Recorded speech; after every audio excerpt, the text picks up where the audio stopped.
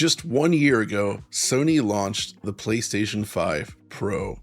In fact, a lot has happened in the last year. We have the PS5 Pro, the Switch 2 is out, tons of games are releasing. It's a really exciting time for games. But if you've been paying attention to Digital Foundry, you may have noticed that our impressions of the Pro are quite mixed.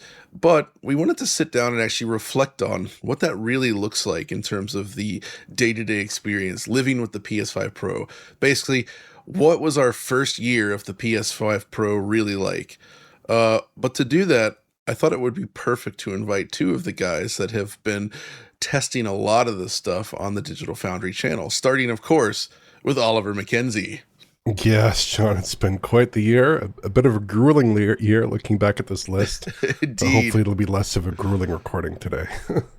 And of course, along for the ride, who's also tested a lot of these games out, it's Tom Morgan. Thanks for the warm invite, John. Yeah, I can't believe it's been 1 year. So many games covered. A lot of them, actually, we found in building up to this, we've kind of had to remind ourselves of what exactly happened. So it's been fun to revisit a lot of these. The Black Friday discount season is upon us, with MSI bringing some of its biggest savings ever. Get up to 45% off MSI displays, including their critically acclaimed QD OLEDs like the MPG 272 URX and the MPG 321 URXW, and get a free Borderlands game code when you buy from selected partners. And there's more. Grab up to £100 in Steam codes with select RTX 50 series graphics cards and up to £70 off MSI motherboards, cases and coolers while stocks last. Click the link in the video description below for more details.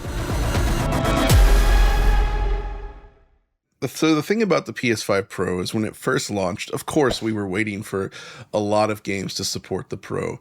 And there has been a lot of support, hundreds of games, in fact.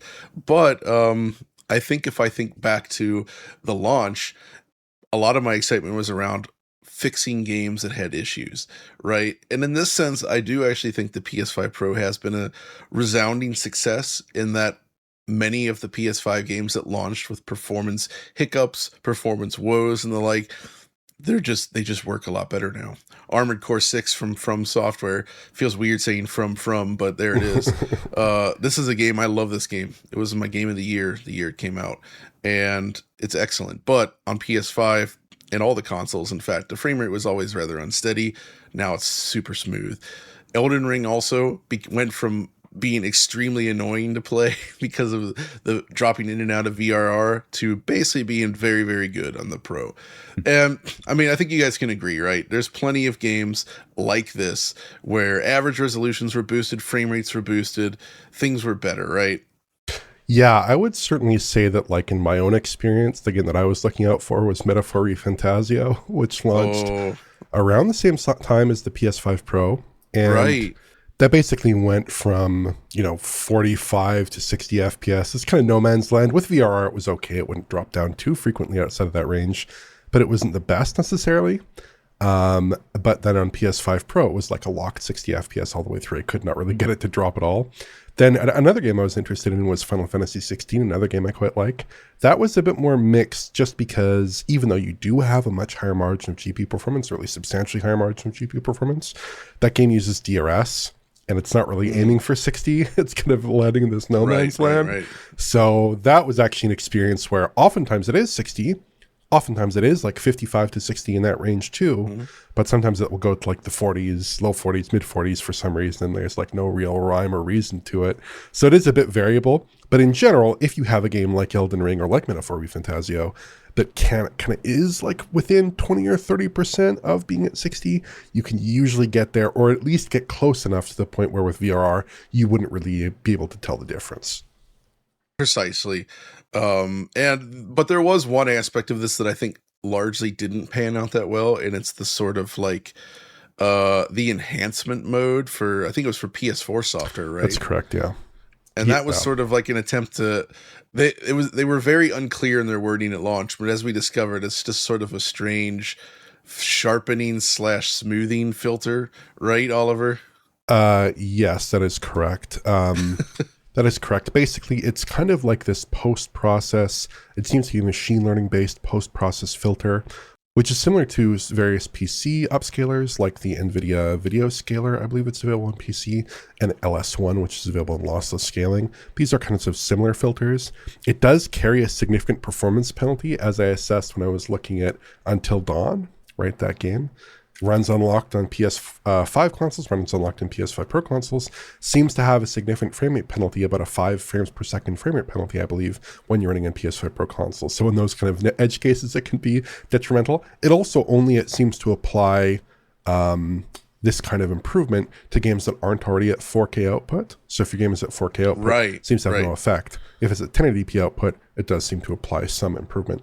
But it's a relatively small improvement to image clarity that is not much to write home about. Really, you're looking for those improvements in PS5 software games, not PS4 software games. Especially software games, released software games, especially games released before the PS4 Pro. So the list is rather small. Of course, we tried Bloodborne. It didn't look good. I'm sorry. It really didn't look good. Yeah. But from that perspective, I think that was kind of like the PS5 Pro experience on day one. If you're just looking at what it does automatically even for existing software. But obviously, the big draw here is new software supporting the PS5 Pro. And I kind of break this up into some different categories. There's the games that were already on PS5 that were patched. And then I would split up first-party efforts from Sony and then third-party efforts, because as we'll soon find out, there is a pretty gigantic difference between the quality there in a lot of cases. But I think, Tom, when we go back to launch, there is one game that sticks out in my mind. I think we can all agree as being like the star of the early PS5 Pro days, and it's Final Fantasy VII Rebirth, because we go back to launch.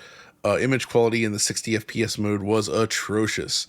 Whatever mode they used for TAA on there in the original game, it was ugly. It made the game very, very blurry. It didn't look good. Even though the resolution was high enough, it just was very blurry. Even quality mode, not great. But this is one example where I think PSSR really shined, right? Yeah, I think all three of us are united on this front, where there's just nothing... there was no perfect solution on base PS5, right? We had just that awful upscale on the performance mode 60 FPS, or you played at 30 FPS and had a crisper image. And, personally, I went for 30 FPS because I just couldn't stand how blurry it looked, at 60. And I was just dying for some solution, whether it's a PC release or what eventually transpired to be a PS5 Pro. And it's, easily my most anticipated and the most game-changing for me result of playing on PS5 Pro. Getting a 60 FPS mode with PSSR upscale, it just looks miles better. And it completely really changed the game. Yeah, I covered this a few times. First of all, I covered it twice when the game came out. And then I covered it twice when the patches came out, or more than twice, probably when the patches came out for PS5 Pro. And I also covered it briefly when the patch came out to change the upscale mode on base PS5. Anyways, long story there, but it really did improve the presentation. It made it look quite crisp and 4K-like. That base performance mode on the base console was not running too badly in terms of resolution. It was like in the mix there at like 1152p, 1224p, similar kinds of resolutions as Pro. But for whatever reason, the TAA, maybe low-res post-processing, something in the mix, just made it look super soft and almost like sub that resolution in terms of the actual details that were resolved. It did not look very good, I think. And then on PS5 Pro, PSSR, maybe it's not perfect. It had some issues with like sub-pixel flicker, some moire here and there, some kind of shimmer and noise that we're used to seeing from PSSR. But relative to that original game, it looked about as stable, if not more stable, and much, much sharper with much greater detail, much greater clarity. And that was kind of the game that really defined the PS5 Pro promise. It's also the first game that we took a look at in any real depth on PS5 Pro. And that really seems like, if not the best improvement on PS5 Pro, then certainly up there with the best improvements on PS5 Pro. Agreed. And that's so that's an interesting one, because it is a third-party game, and it was an excellent use of PSSR, something that we've actually found lacking. Like, there are a few other examples. I think, for instance, the Crew Motorfest actually uses PSSR and looks very nice and clean. It does noticeably improve the experience. It's 60 FPS, PSSR is enabled. It ends up looking very, very sharp overall. Better than what it looked like at launch. But are there any other games, like if you guys look at this list of games that we've talked about and others that you may have played, how many other third-party games come to mind that actually successfully used PSSR? I think just one comes to, well, not there's a few, but there's got to be more. Me, but yeah, yeah, one for me is Control Ultimate Edition, which is fairly recent. But Right. Remedy did such a comprehensive job there. I think of just ticking so many boxes. For me, there's a couple of things that stand out, like as again, like similar to Final Fantasy VII Rebirth, as kind of game changing because you've got the ray tracing mode, which now runs at 60 FPS. On a VRR display, which is just like awesome. Whereas base PS5 and Series X on the latest patch only kind of cap at 40. So that right away is like, okay, great. That's something we just didn't have before, and now we have it. And another thing I just love to see is an optional PSSR toggle in case, it improves image quality, no doubt, over the Remedy's in-house TAA, but it's, might not be for everyone. There might be, there's a performance deficit that comes with it by about 5 to 10 FPS. So it's nice to have that option. And I think having an optional toggle is kind of the way forward. I would, for my own 2 cents here, I have a couple of games that I want to talk about that use PSSR pretty well on third parties. I would disagree a little bit with the idea that toggles, I mean, obviously I hate toggles for my own reasons. I think it's great to offer people choices, but also, if the developers find that one solution is better than the other, I kind of prefer they gave users that option instead of giving them a toggle. But I mean, there could be different approaches to that. I'm a big anti-toggle guy in general, so perhaps I'm out on a limb here. But one game that I thought was quite good with PSSR is AC Shadows, Assassin's Creed Shadows. Now, yes. They didn't have PSSR in the launch version, actually, on PS5 Pro. Right. They added it in a patch, and I thought it looked really smooth, really stable. Some of the best PSSR I've ever seen across any game. Looked really, really good. Tends to have less obvious aliasing than the built-in TAAU they're otherwise using. And it does a much better job of resolving fine and subpixel details in the foliage, and it has a really nice resolve and very, very clean. So I really like that. In addition, on that version, they also added RTGI to the performance mode, right, which is not present on base PlayStation 5, is present on PS5 Pro, makes the game look much richer, much more like it should. And I think they're adding RTGI, and they also add a supplementary RTAO, I believe, on top of that, according to their technical presentation. And then they also add specular reflections in the balanced mode on PS5 Pro as well. Oh, really? Which aren't present. On the base console. Super cool. It's just RTGI and RTAO. Now there's RTGI, RTAO, and RT reflections on PS5 Pro in the balanced mode. The other game that I wanted to talk about a little bit is Black Myth Wukong. Now, this is unusual because it's UE5, and UE5 often suffers issues with PSSR for any number of reasons. But it looks pretty good, looks pretty sharp, looks pretty detailed. Not overly noisy, a little bit noisy, but not overly noisy, not noticeable from a typical viewing distance, I would say. It runs pretty well, looks good. The only downside there is that the legacy balanced mode, or legacy performance mode, I should say, does not get any improvements. And then you get a kind of not very good performance mode now, which does get some improvements, but it doesn't get the RTGI at all. It doesn't get any lumen lighting. So it's like a really mixed bag there. I don't really agree with that. But in terms of its improvements over the base console, I think that's a really good use of PSSR. That's very cool. But yeah, I mean, outside of situations like this, I feel like most of the third-party attempts at PSSR were relatively poor to middling, which we'll get to momentarily. But before we move on to that stuff, I want to cover the last bit of those initial games, right? Like games that got patches. For instance, I look at stuff like Demon Souls, for instance, which takes you up to 4K at 60 FPS now. So you're basically getting the quality mode with the performance mode level of frame rate, which is kind of very specifically staying true to what the PS5 Pro promised.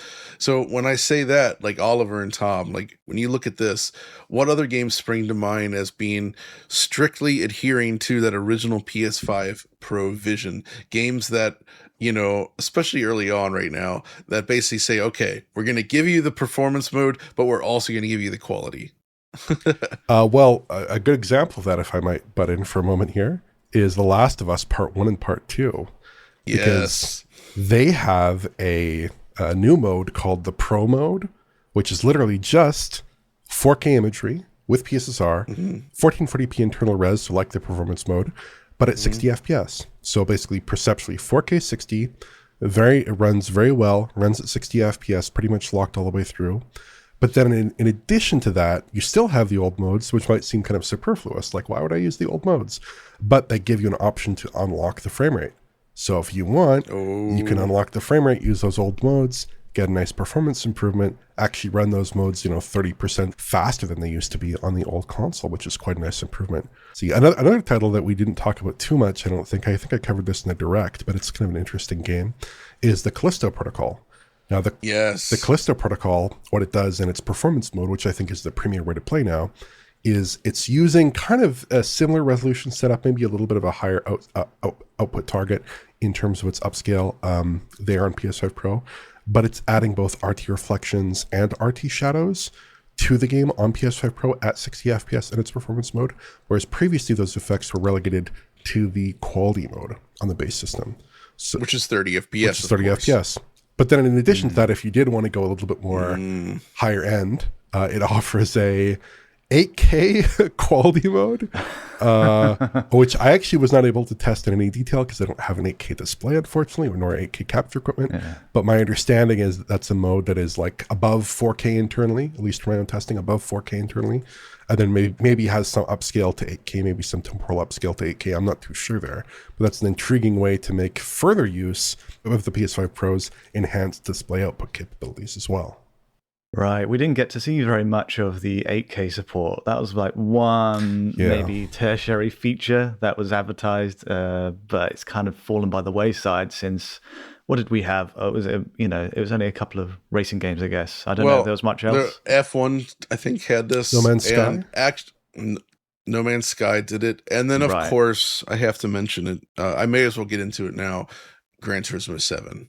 So Gran Turismo 7, I actually think, is one of the premier titles for the PS5 Pro, but it also has some interesting caveats, if you will. Essentially, so the first thing that it does that I think is very, very cool is you get ray tracing in game now. So this, when GT7 was first shown off, this was something we had hoped for, but in the end, it didn't happen. We only got ray tracing features in the replay mode. And it turns out that the ray tracing in GT7 was really, really good. Like, it's excellent. It really reflects the environments. It reflects the cars. It plays across both matte and glossy surfaces. So it actually does do rough reflections. It's extremely robust. And now, except for when using the cabin view, which I understand might be extra demanding, in that basically in the quality mode, I think, where it's like 2160p, everything else is ray traced. I do believe you get RT reflections in the cabin view with PSSR on, but this is a case where PSSR, which is more around a 1440 internal res, looks a lot less good than the native 4K mode. So, which, by the way, it's pretty cool to have like a proper native 4K game at 60 frames per second with ray traced reflections of this quality, and you do get this with GT7. Beyond that, though, and this is one of my favorite things, if you're okay with leaving the RT reflections on the table, you can now play it at 4K at 120 FPS. Now, it already had a 120 mode that was like 1080p, I think, max.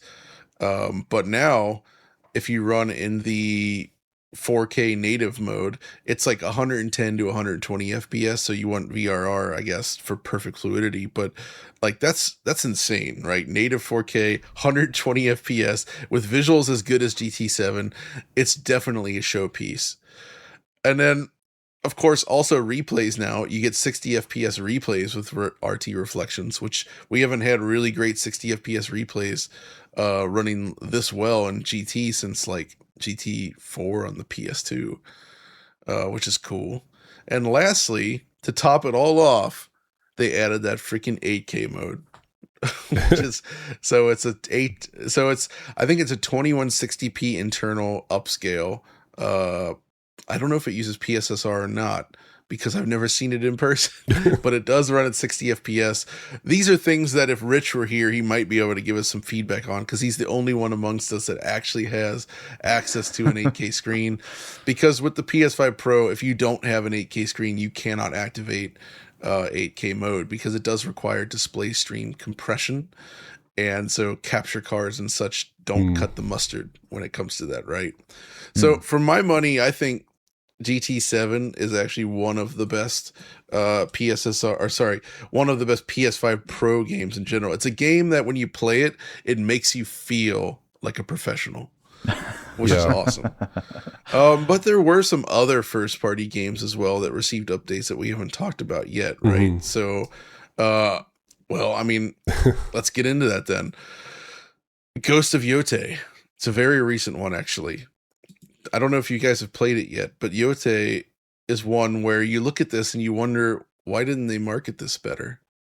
Because one, it does take advantage of the Pro, and two, it had the secret ray traced GI features, which they never talked about up till release.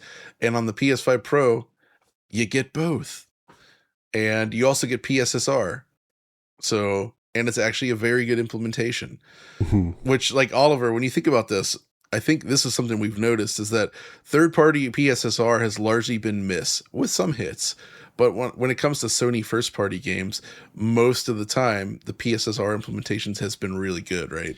Yeah, I would say most of the time with PSSR in these first-party games, you're getting a result that's like quite clean, I would say, and you're not getting as much of that visual noise.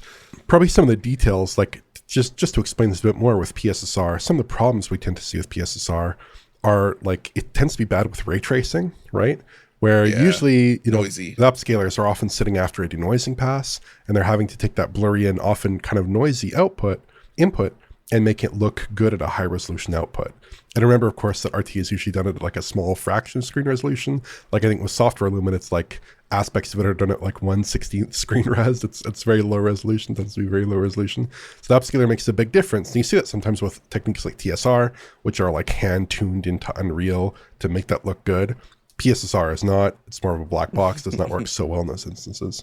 And then it also tends to like almost hallucinate details, which gives it kind of like that boiling look, that unstable look, where maybe the input resolution doesn't have enough detail, and it's kind of, the neural network is kind of generating plausible details based on what it sees, but it's shifting from frame to frame. It's not got a super great grasp on that, and it's not upsampling it correctly. So yeah, in these games, oftentimes in first-party PS5 Pro software, we don't tend to see those issues as much. The other exception I would really want to re-emphasize is AC Shadows, and I think they talked in a PlayStation blog about working with PlayStation engineers on getting PSSR to work well with their game.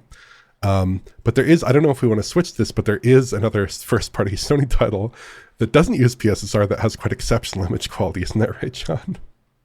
Yeah, Oliver. Actually, arguably, so this is an interesting one. This is another early patch release for the PS5 Pro.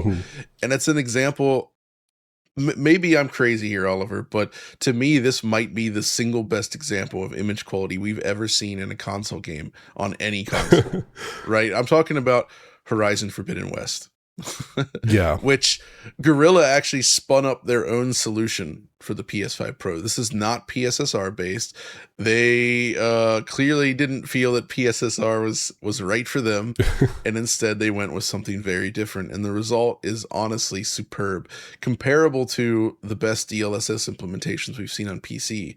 It is so sharp, so clear, and yet it feels like they set a negative LOD bias somehow, but in a good way, where everything just feels, it's like you got a new pair of glasses or something, and you're just like taking in, it's like HD vision. This feels like HD vision for real. Yeah, you know what I mean?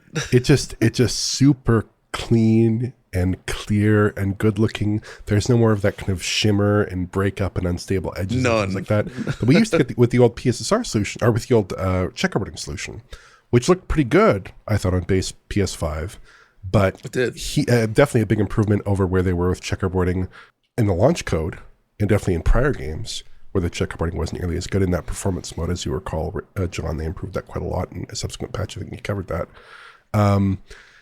And it just looks really good. It looks kind of smooth in some respects, but smooth in a pleasing way. And it just produces a really refined image. When I actually compared it against DLSS with Alex, I think I did a video on it back last year, we found that it compared pretty comparably. DLSS had fewer issues with like particles and things like that, but Pro had smoother SSR resolve. I thought it had a better SSR resolve on bodies of water. So I actually thought that it was a pretty good solution, even relative to the very best, the best, which DLSS was at that time. Now, maybe relative to FSR4 or DLSS 4, it wouldn't fare quite as favorably. Maybe it's not up to quite that height, but it still does produce extraordinary image quality. Definitely the best looking image quality for like a 3D game on console I've probably ever seen, or at least a complex 3D game like this. It's just insane with all that detail rendered out in the distance, but still looking perfectly smooth on a television set. Yeah. Now, amusingly, another Decima game shipped this year, and it's good. It's Death Stranding 2. And in fact, Death Stranding 1 just received an update as well, which you haven't looked at the time of video. But Death Stranding 2 did not seem to use this solution necessarily, or at least the results aren't nearly as effective as what we saw on Horizon Forbidden West. So it feels more like they're using the slightly older iteration of what Guerrilla Games had done for Horizon prior to the PS5 Pro upgrade. But still, it's a nice improvement. It's definitely sharper and smoother than what you get on the base PS5. So that's another good example of a game that takes advantage of it. And while we're on games that don't use PSSR but benefit a lot from the Pro, another one I wanted to mention real quick is one I covered recently. It's Ninja Gaiden 4. And this is a great example. Yes. This is probably one of the largest upgrades just in terms of what the user experiences, in the sense that essentially in the other versions, to get 60 FPS, you have to sacrifice a lot of image quality to get there. Like a lot. The game does not look that good on those machines. On the Pro, you actually do get to use essentially quality mode settings now, but at a higher frame rate. And in fact, because it allows you to uncap the frame rate, and only on Pro can you uncap it, and couple that with VRR, you can actually get frame rates like 60, 70, 80 FPS in a mode that on the base consoles is capped at 30 FPS. So you're seeing gigantic leaps in terms of image quality and performance together. And it makes a big difference. And as a result, I really do think that aside from perhaps the PC, it's far and away the best place to play it. And it's a perfect example of even if you don't go too far with the upgrades, right? They didn't leverage PSSR here. They didn't do anything special above just like better performance and image quality. I feel like this is a great way to do it. It's just like, hey, it's faster, it's smoother. This is why you would buy a PS5 Pro. I was just going to say there's a couple of other third parties, I guess, that kind of tick the boxes in a similar way, where, you know, they nailed the use of PSSR in a way that benefits everyone. So I've got a couple on top of my head. Kingdom Come Deliverance 2 did exactly that. It had 1440p 30 fidelity mode, a 1080p 60 performance mode on base PS5, and now there's just only one like default way to play on Pro with PSSR at 1296p, which is great, and it upscales beautifully to 4K, sharper image, and runs at 60 with a little bit of extra flicker from the PSSR upscale. But I think that's a given given the characteristics of the upscale. But yeah, the benefits heavily outweigh that, and it kind of divorces you from any need to choose when you boot the game up. Going back to what you said, Oliver, about not wanting checkboxes and, you know, loads of graphics toggles when you boot the game. You just want to play sometimes. That's this is the perfect solution. And on top of that, the other one that did this very well, third party wise, was Warhammer 40k Space Marine 2. Previously 720p to 1080p FSR2. Now it's 1080p to 1440p reconstructed with PSSR on Pro. Better 60 FPS performance, with the only mark against it really being that it's not like a locked 60 on that speed mode. So, you know, when you get loads of Tyranids on screen, the fact that PS5 Pro doesn't offer a substantial boost in terms of CPU, right? It's not quite able to really make a big difference over base PS5 in every respect. So, but it's still, a very solid upgrade. And the only final one, I guess, in that sense is Hellblade 2, which is Heckblade, which is it has the toggle, the PSSR toggle and TSR, so you get to choose there, but better image quality and good use of PSSR from what I saw. So I think those 3 third parties, Kingdom Come Deliverance 2, Hellblade 2, and Warhammer 40k, really kind of hit the mark in some very positive ways there. So, Tom, would you say I've only played Space Marine 2 on the personal computer, Lieutenant, but is this sanctified ground the most righteous theater upon which to unleash the Emperor's wrath through most excellent gameplay? On console, yeah. Oh, I okay. would say. So, sorry, not on right. PC. Compared to PC, there's no chance. Compared to PC, Yeah. never mind. I have played quite I was a bit. getting excited for a second. I played quite a bit of Space Marine 2. I beat it on PC, and I gotta say, the advantage of just having like a beefy CPU in that game to push you past 60 FPS, it's really nice. It's nice to have that. It is nice. It is nice. I would agree. That's cool. So yeah, third-party stuff, it's nice to see some good games on that front. And there's a bunch of other ones. You mentioned those, there's the Resident Evil games. We don't need to go into great detail. Tom, you've done that before, but you get nice resolutions and performance boosts, right? You get smooth 120 FPS, but you also get the ray tracing modes at full frame rate. Capcom also continued with Monster Hunter Wilds, which Oliver, you covered. I actually haven't played this one. Remind me, what I do remember this being somewhat unattractive, this game. But yeah, that's one way to put it. On PS5, it was quite ugly, I would say. It ran, it would bottom out around 720p. It ran with DRS, had a pretty crude spatial upscale. It looked pretty bad with very strong sharpening. Not very refined. On PS5 Pro, they're using a 1080p internal resolution with a much greater temporal stability, I would say. It looks quite a bit nicer there. I think with PSSR as well. And then it has a resolution mode. Very nice. A resolution mode, which is similar to PS5, but with better image quality. And it has RT reflections now. And then it has a balanced mode, which also includes RT reflections on PS5 Pro.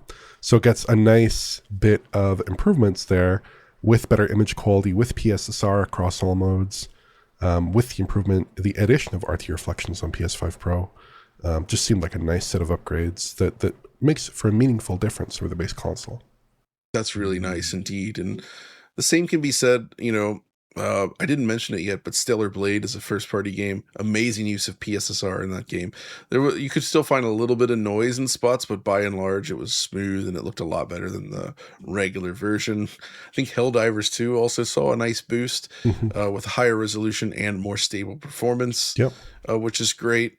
Forza Horizon 5 is an interesting one. That's the second Microsoft published game that sees major improvements.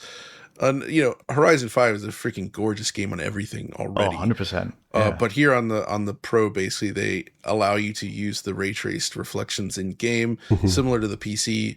But unfortunately, as is the case with all these Forza Engine games, the ray tracing is extremely limited. It's vehicle self reflections, which you might see the mirror. It's blinking, you'll miss it. It's nice. It's a nice bonus, but it's got nothing on what they did with GT7. To me, I think the real nice thing in that. In the Forza Horizon 5 on PS5 Pro is the fact that you get basically most of the quality mode foliage settings, like those nice quality mode foliage LEDs in the performance mode now.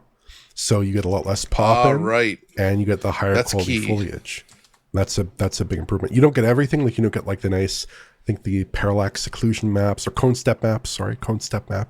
I don't think you get that, but you get most everything else, which is quite a nice improvement to have in that 60 FPS mode.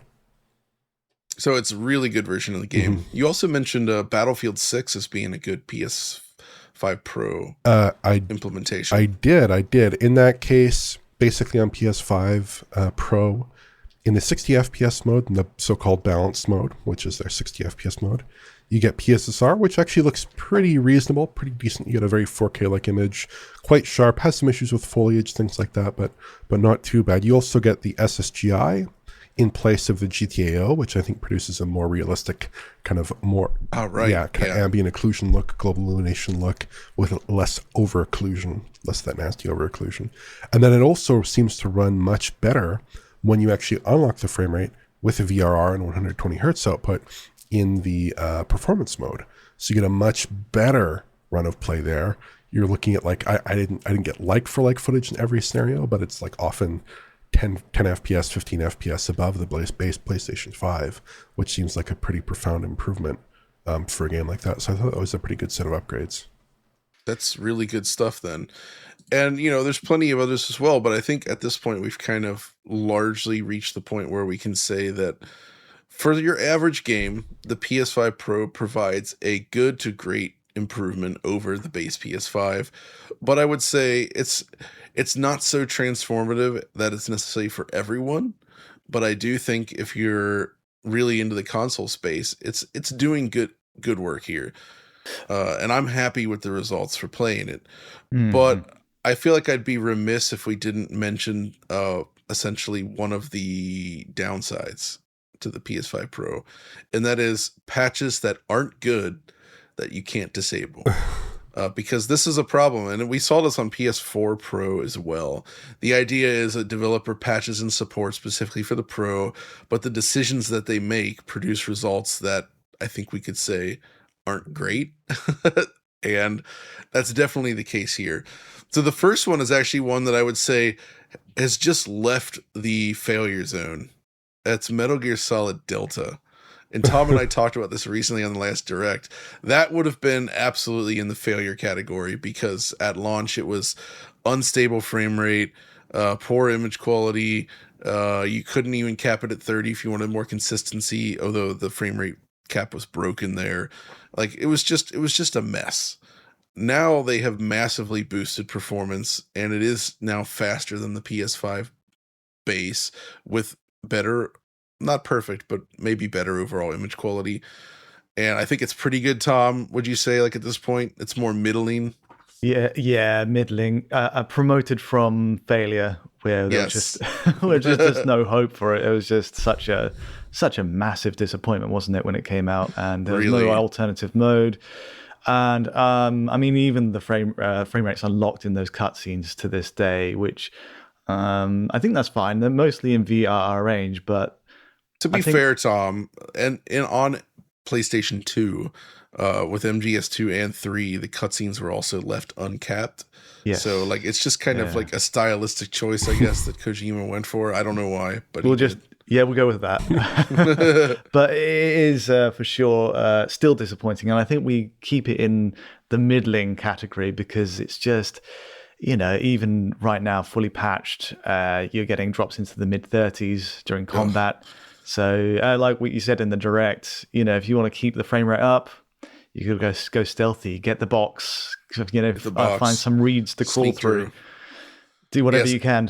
It's your reward for playing well, essentially. Yeah. And that's the thing, though, is like, obviously the thing about the PS5 Pro is that the CPU stuff, it didn't dramatically improve in any way, really. It's the same, essentially, with just some slight adjustments. And you can feel it in games that you're CPU bound. You're not really going to see much change. And that's the big problem now with MGS Delta, is that they've removed the GPU limited areas completely, but now we're CPU bound, which isn't great. But another title that was in the failure zone and has come out to just be sort of okay, I guess, is Silent Hill 2 Remake. Right. Which, yeah, man, like I played through that on a regular PS5 initially, and then the Pro came out, and boy, oh boy, it was pretty bad at first, right, Tom? Yeah, that was, I guess the quick recap was launched with PSSR on both modes, and it wrecked the Lumen GI and reflections, caused a ton of flicker. To Believer team's credit, they swooped right in and delivered a patch 1.06 pretty quickly after launch, and that solved the issue on the performance mode by just turning off PSSR, reverting it back to the regular TAA method. And, you know, that's fine, I think. A lot of people played at 60, but you were just getting back to base PS5 levels of image quality there. Whereas the quality mode still persists with the PSSR upscale, and there is some of that flicker on GI elements, the shaded elements in the initial sort of woodland walk are kind of flickery and shimmery still, which isn't great. And it's curious, like there's a few things to say on this. Like, it's very odd that it's been a whole year. There's not been a single update since. We're still on patch 1.06. I tested Silent Hill 2 remake last night just to see if there's been any change at all, and it's just still the same. And it's also curious to see Bloober in their follow-up game this year, 2025, Chronos, The New Dawn, and made no push for PS5 support, Pro support. And that kind of, I remember going through a string of games around that time this year where there was no Pro support either. Right. Like there's no support in Elden Ring Night Rain, for example. So it does seem like, yeah, for sure, there's no mandate for Sony to force these Pro patches on games as it was, in the case for PS4 Pro. So yeah, actually, a strange situation. now that you mentioned it, Tom, I remember when the PS5 Pro came out, I was in the middle of Silent Hill 2, and I first played it right when I got the Pro, before the Pro patch arrived. And I remember even in that game's quality mode on base PS5, there were actually performance issues, right? Yeah. And the Pro fixed it. And I was like, wow, this is a lot better. Just the nature of PS5 Pro improving it. And then the patch hit and it got worse. And that was the bummer, right? And this is why I would imagine something like Chronos The New Dawn doesn't even bother with support, right? Because they figure if they can't get it looking noticeably better, just take advantage of that extra horsepower to smooth out the frame rate. So, and there's a little while there where you could play the disc version, like just without a PS5 Pro patch.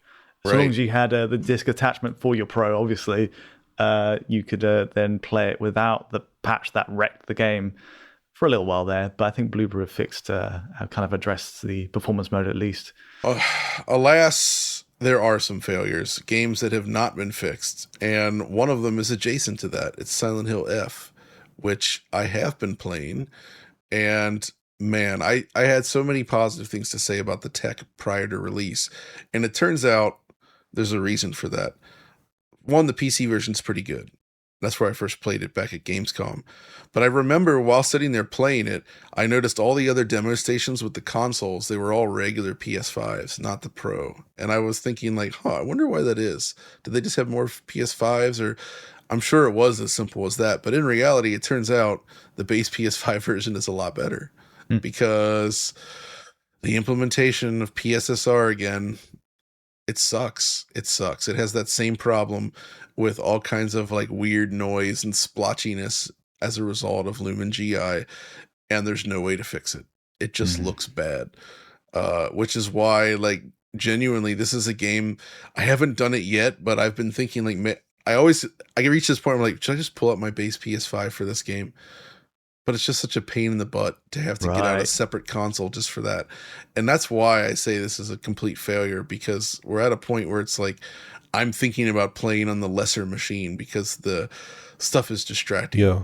I will say, to be fair, once you get in further into the game, there are plenty of areas where stuff like foliage is like less common, but every time you're out in the town, it's like after that first like nightmare world or whatever, you end up going to the farm area and there's tons of foliage, and you're just like, it feels like the real horror is the PSSR artifacts. And but you can't escape. Yeah. know? That's an interesting game because they did something that I'm not wholly opposed to, which is they consolidated the mode options into one PS5 Pro enhanced mode. And again, here, they don't offer any kind of toggles. Maybe they should have offered toggles, considering how poor the PSSR is. But again, in this case, as well as some other games that maybe we can talk about a little bit, like the initial versions of Alan Wake 2 and Jedi Survivor, this is a game that ships with PSSR, probably shouldn't ship with PSSR. Probably anyone with eyes who looked at it would recognize this game looks best on consoles with TSR, I'd imagine. Should not have shipped in this way, but is this way. But do you blame PSSR? Do you blame the developers? Like, at some point, someone has to look at this and say, this isn't good enough, right? Yeah, raise a flag at least. Exactly. Is now the time to talk about Dragon's Dogma 2? Because I think we've had we're unsure of where this one lies, right? Failure, middling. I got Almost good. Yeah, I put it in the middling category, but Oliver DM'd me last night just to say I think it's a failure, and I went back and I thought, yeah, actually, it is. This is quite poor. I remember, man, Oliver, when you first laid eyes on this, you genuinely thought this was just broken. Yeah. And it's kind of stuck with me, and I see where you're coming from on this. So explain it. Shall I go into this one? Or Go for it. Oh yeah, sure. Okay, well, there's only PSSR on this game on Pro, so you've got 3 modes. It's like there's a performance, a balanced, and a quality mode, 720p, 1080p, and 1440p internal res, respectively, all upscaled via PSSR to 4K. Sounds good on paper, but I think we're at a point in this in this game's menus as a side. There are too many options, and you just got those 3 options on top of the ray tracing toggle, a 30 FPS toggle, which when enabled, has uneven frame pacing, so that's a kind of write-off. So you're kind of struggling to find your own personal optimization, and there simply isn't one from my perspective. You've got, no matter which mode you use, there will be flickering on the game's, the RE Engine's GI method. The ray trace GI has a lot of flickering indoors, and even the rasterized one, when you switch off ray tracing, you see it flickering all over the place with any of those modes. So it's made worse if you run it on the performance mode at 720p or the balance mode at 1080p, because there's fewer pixels to work from, less data per frame, and that shimmer is just more abundant. So you can mitigate it with the 1440p quality mode, but it's still there and it's still a disappointment. I think there is an upside, obviously, which is the performance gains, which are pretty substantial. Like in my original review for it, I was getting like plus 40% performance over the original base PS5, which is just, superb. Like there's no question that makes it a much smoother way to play, but it's whether you're, the flickering shadows is enough of a deal breaker for you. That kind of defines whether it goes into failure or into the middling category for me. This was my very first taste, because I was at the PS5 Pro hands-on event back in September of last year. Right. Was my very first taste, and I probably should have attached more importance to it at the time. But this was my first taste of like the really dark elements of PSSR. And I can see in my notes from the time I wrote that there's a problem where there's some kind of interaction with the PSSR and RTGI, where the RTGI breaks and has a lot of disocclusion artifacts. And that's that's what has carried through for the final game, and that's indeed what's in the current version, which I think is just that patch, the initial PS5 Pro patch. I think it's identical. Like if you're having these big regressions, especially in a game with a lot of ray trace lighting, with PSSR, I really think you're obligated to go back and switch your upscale method to something that's more favorable, whether that's checkerboarding, whether that's TSR, whether that's FSR. Indeed, that's what we've seen from a number of games, which perhaps we can talk about in a minute. But Dragon's Dogma 2 is maybe one of the most compromised, if not the most compromised game that does not currently have some kind of toggle or some kind of ability to go back to a more conventional analytical upscaling method. Maybe Silent Hill F is worse. Silent Hill F is quite awful. I think Silent Hill 2 was pretty bad as well in that performance mode when it launched back last year. But yeah, there are some games that had really, really, really compromised PSSR implementations that were quite unfortunate. And a lot of them popped up very early on as well. So it was quite a shock for us, waiting to celebrate PSSR as this magic sauce that fixes everything.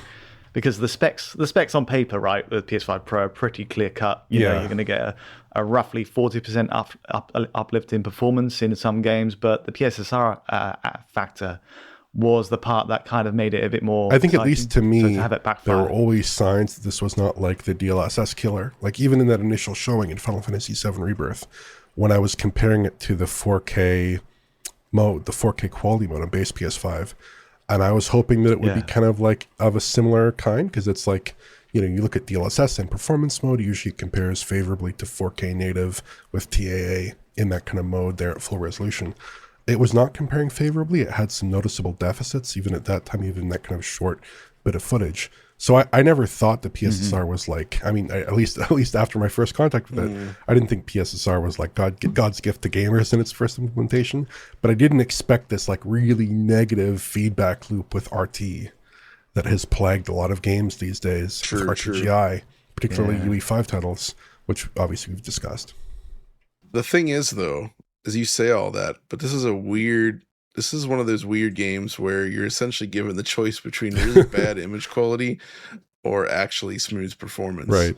Because the PS5 Pro runs this game a lot better than every other console and seems to run better than even the PC, at least as the PC did. It's like pretty much the only way to get a stable, smooth experience in this game. But you got to give up a lot to get there. So it really is. That's why I say I was kind of mixed on it, because it did make the game a lot smoother and more playable in my eyes. But those same eyes are also like, oh, this is pretty gnarly looking. So it's a tricky one. Thankfully, though, that's really just like the main that we would classify as actually bad in my mind, because of the proximity to when I played them together, like the MGS3 thing combined with Silent Hill F, and knowing some of those other things, like it made me think like, man, the PS5 Pro is not doing that great for me. But it turns out actually that's not really the case. It's just a few outliers that are actually not good. But there's actually quite a few other games out there that are good, but maybe weren't at first. Like you mentioned Alan Wake 2 and Star Wars Jedi Survivor earlier, Oliver, but they're actually quite good now, right? Yeah, I wasn't quite sure how to categorize these games necessarily, because like Alan Wake 2, let's take that as one example. Initially, the game had a PSSR implementation that I thought was unflattering, quite unflattering in some ways, especially in the performance mode, with all the issues we've discussed so far. But it had some favorable elements, like it had RT reflections in the quality mode, right? Which was quite nice. Now, there were limited RT reflections. They weren't as good as the RT reflections that you got on PC, but they were, it was nice to have RT reflections. And then later on, basically, I think we covered this in the DF segment, they added a PSSR toggle, so you could go back to FSR. So if you preferred the FSR resolve, as I think a lot of people did, you could get that resolve. And they also added a 40 FPS balanced mode on PS5 Pro as well, which added the RT from the quality mode to the game on PS5 Pro. And then Star Wars Jedi Survivor, this was kind of an interesting case.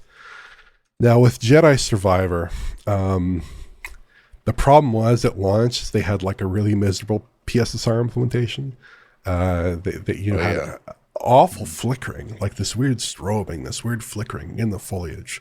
Looked quite terrible. The overall presentation looked kind of broken. It looked very soft, indistinct, had a lot of flickering artifacts, not a pleasant implementation.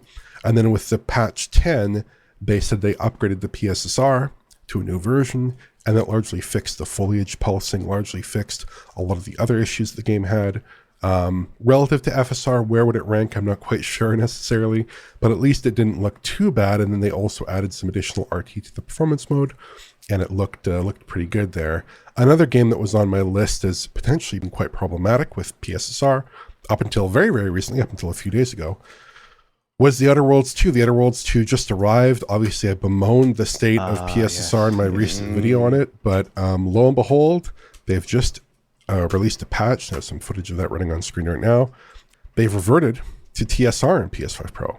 So they've gone back from PSSR to TSR, no toggle whatsoever. They've just gone back to it. And I think it's well worth it because it does not shimmer nearly as much. It actually is a sharper resolve, a more stable resolve. Doesn't have a lot of that nasty RTGI noise that the base console, or rather the PlayStation 5 Pro had before.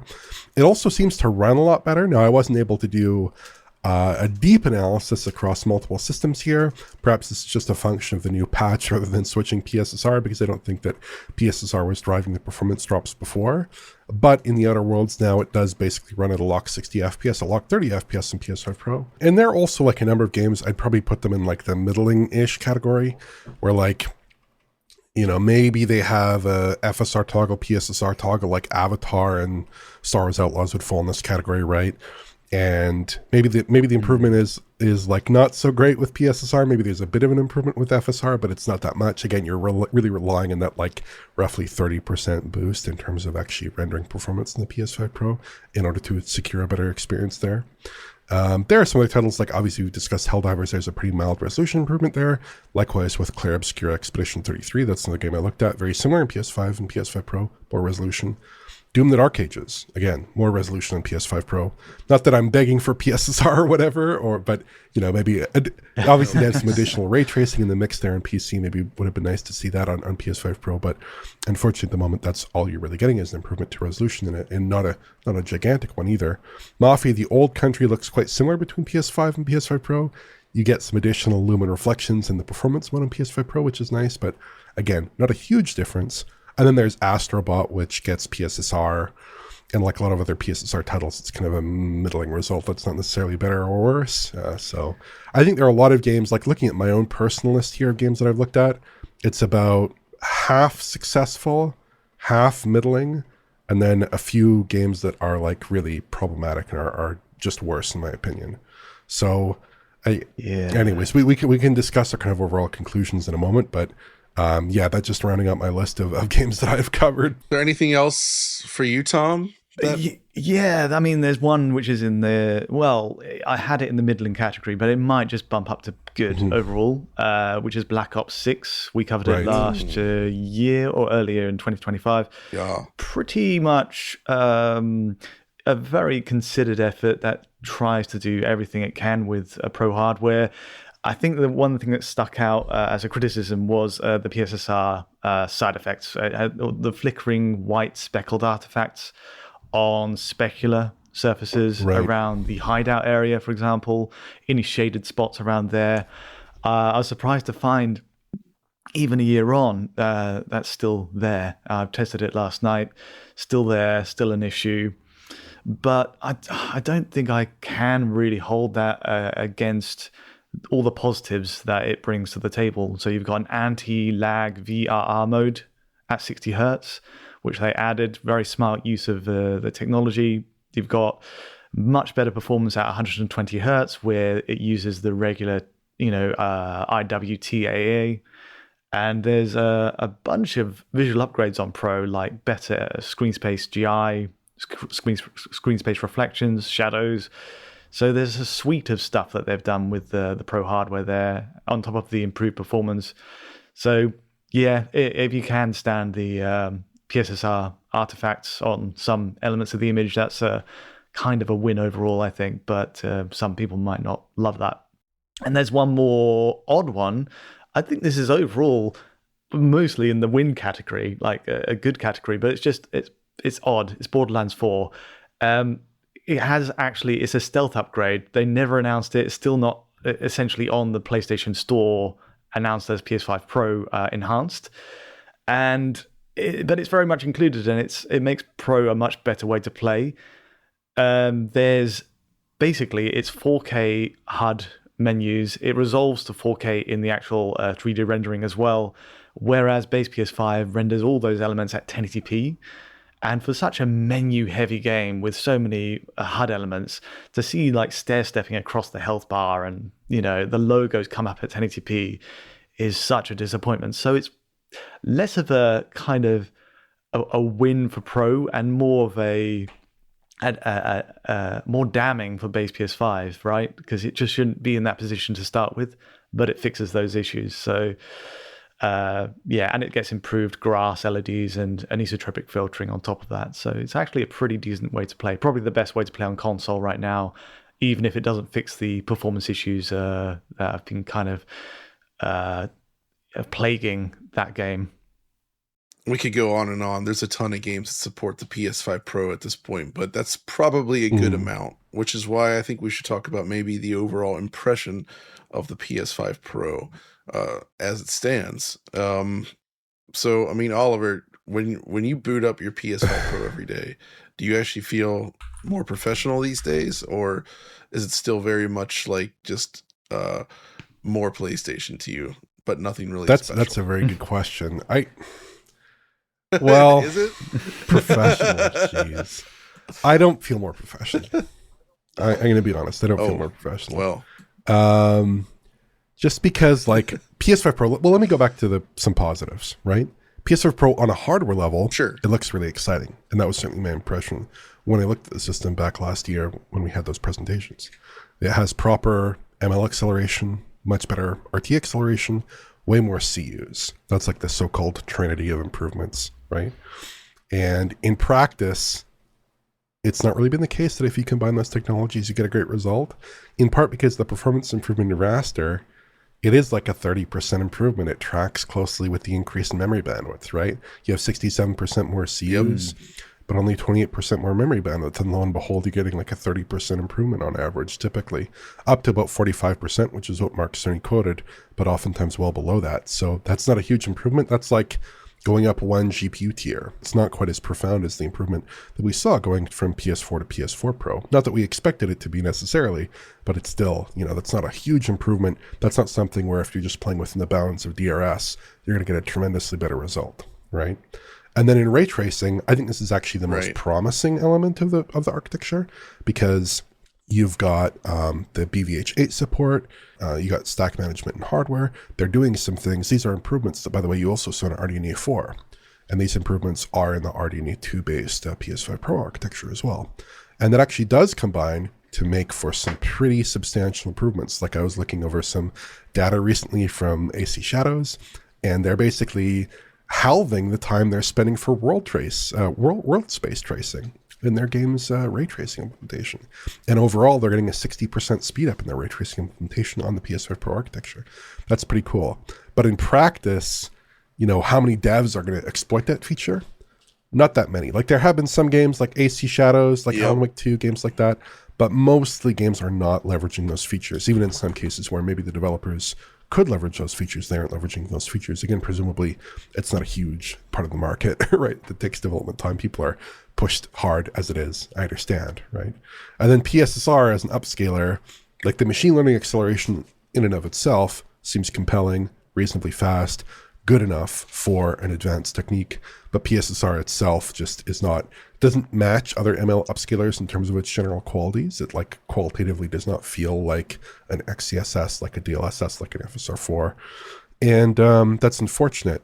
And if you take all that stuff out of the win column and put it where it should be, then I don't think that the PS5 Pro is doing anything too special. And I think we see that across a range of games, where we see some games that are doing a really good job. I think Sony's first-party games are getting a lot of time incubating, working on their PS5 Pro implementations. Like you said, games like Ghost of Yotei, games like Gran Turismo 7 are really terrific on PS5 Pro, quite good on PS5 Pro. AC Shadows is a standout third-party game on PS5 Pro. In my view. But there are a lot of games that are just kind of like in the middle, where it's like, oh, this is okay. And then there are a few games where it's like, this is not a good enough experience. Like I do think Silent Hill F, that is one that's quite desperately in need of a patch at the moment. I hope we do get that. But yeah, I have not been super impressed overall, if just because maybe I would blame developer adoption on the one hand, and then on the other hand, I'd blame PSSR just needing to get better. Now, we do have promises, which we can talk about later, of PSSR getting better, of a next generation PSSR for 2026. That's certainly very exciting. But in the here and now, it doesn't feel like PS5 Pro is transformative over the base console in some of the ways that I expected it might be. Exactly. And I think there's a couple things working against it as well right now, right? Like fundamentally, it's a very expensive console. Traditionally, console prices have decreased in time, and that has not proven to be the case this generation. And in fact, prices have gone up, making it even more difficult to obtain. When you look at the sales of PS4 Pro, the last generation Pro model, it made up roughly 20% of the total PlayStation 4 unit sales. We now know that PS5 sales in total they crossed the 80 million mark some months ago. So we're way over 80 million at this point. It's a good number, I would say. Based on estimates, it's likely that the PS5 Pro is a much smaller percentage of the overall PS5 market currently, right? So when you have something like PSSR, I think developers could use it and are using it, but the issues we're seeing is more lies at the fault of, I think, the console and Sony. because for developers to target something with a low install base versus the main number of consoles, you got to make it worth their while. And if they're having to do a lot of extra legwork to make it work out, it's not necessarily going to go over well because it's eating into resources on their side. So Sony needs to figure out how to make PSSR work better with very common technology, such as software lumen, which is everywhere. It's like half the games. Now, right? So the fact that right? So the fact that it has so many issues with this, that's a real problem. Developers should be able to implement PSSR and have it work reasonably well just out of the box to make any additional effort worthwhile. And I think that's right now the Pro's biggest challenge, because it's never going to be the big, most successful part of the PS5. It's not even designed to be that. It's meant for a very specific group of players, but it does seem like that group is smaller so far than it was last time around, where I think the PS4 Pro was picked up pretty well, given that the cost situation. I mean, it basically replaced the PS4 MSRP, right? It came in at the same price as the original PS4. That's a good deal. That's a really good deal. Unfortunately, I think it's kind of outside of their hands, really, at this point, just given the cost of manufacturing now. But yeah, the PS5 Pro, it's a very expensive machine, and not including the disc drive by default also, I think works against it, because I think the hardcore people that are probably ready to buy it, I think a lot of people turn their nose up at that fact. Yeah, 100%. You could buy the disc drive, but there's something about just like not being there, especially like in Europe where the price is so high. It's a problem, and Japan as well, of course. So yeah, as a result, so I'm personally fairly happy with the system. I think in most cases, I think it does provide a better experience, but I think the average PS5 user probably isn't necessarily going to feel that enough to make that premium worth it. And I think just getting a PS5 in general is what is fine for most people. But at the same time, I'm happy that this model exists. I think it is a nice boost in most cases. And when used sort of in a conservative fashion, it can actually provide a really nice boost to games that had issues otherwise. Essentially solving issues that unfortunately some games shipped with. And I like that as well. So, yeah. So Tom, like, how do you feel about it then? Well, I've got to attack it from a personal standpoint, right? If it was, so I bought my PS5, right? And I thought the only game I really needed this Pro upgrade for was Final Fantasy VII Rebirth. That's expanded out a bit. Like, there's a few others which I'd say are, in that essential game-changing category.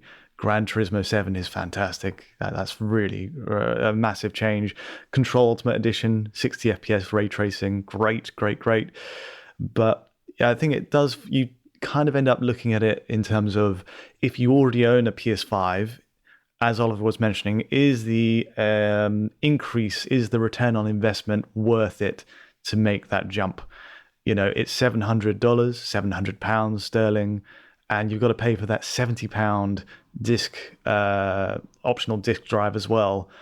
These are serious sums of money, and it's not like all people have that in their back pocket, right? I think maybe it's a different question if you were to ask, is PS5 Pro worth it, to someone who hasn't invested in a base PS5 already? And then I think, okay, then you're looking at a more serious return on investment. You've got so many games here. We've just covered, I'm wagering about 20, 30 in this video. A lot of them are tangibly better, or at least good enough, like a good enough improvement that it's worth it.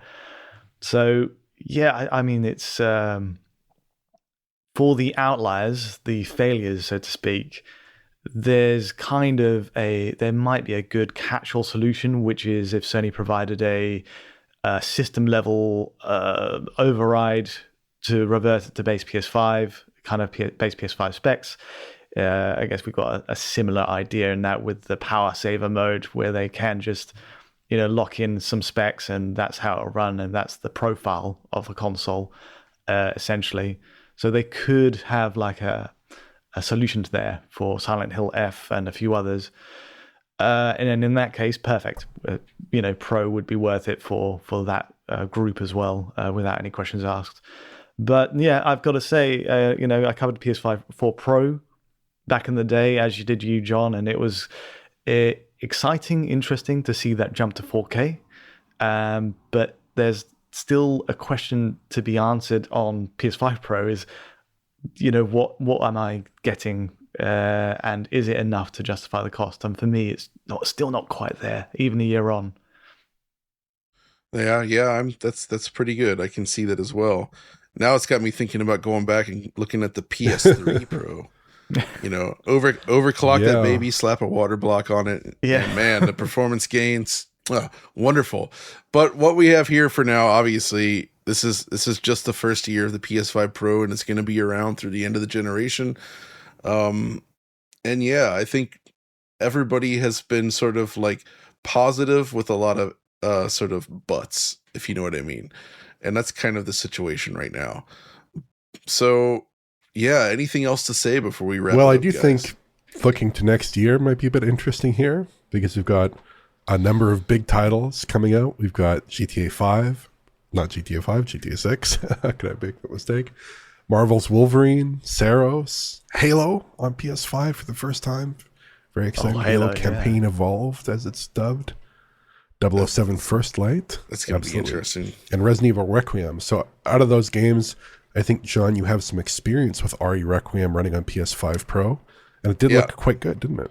It did indeed. Actually, it was running very well. And this is coming right off of playing the PC version with path tracing.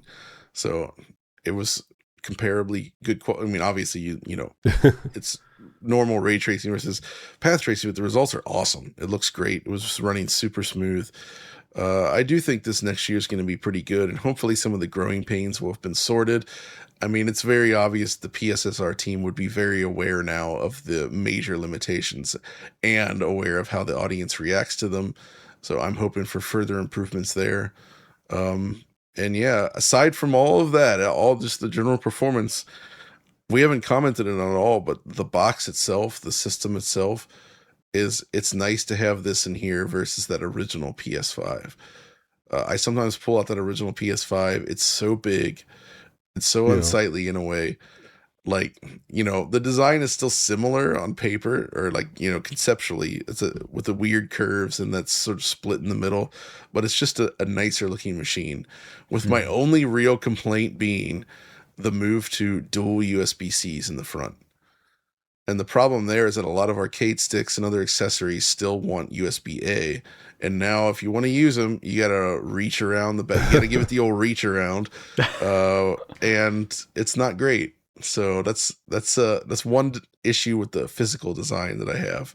But otherwise, solid looking machine, well built. It's quiet. It's very quiet. I actually think, you know, it's probably one of Sony's better built consoles so far. Just the PS5 in general has been a really solid machine, I think, in terms of like reliability and build quality, more so than a lot of their past systems have been, especially the first 3 generations, which not great. So that's going to do it then for this one.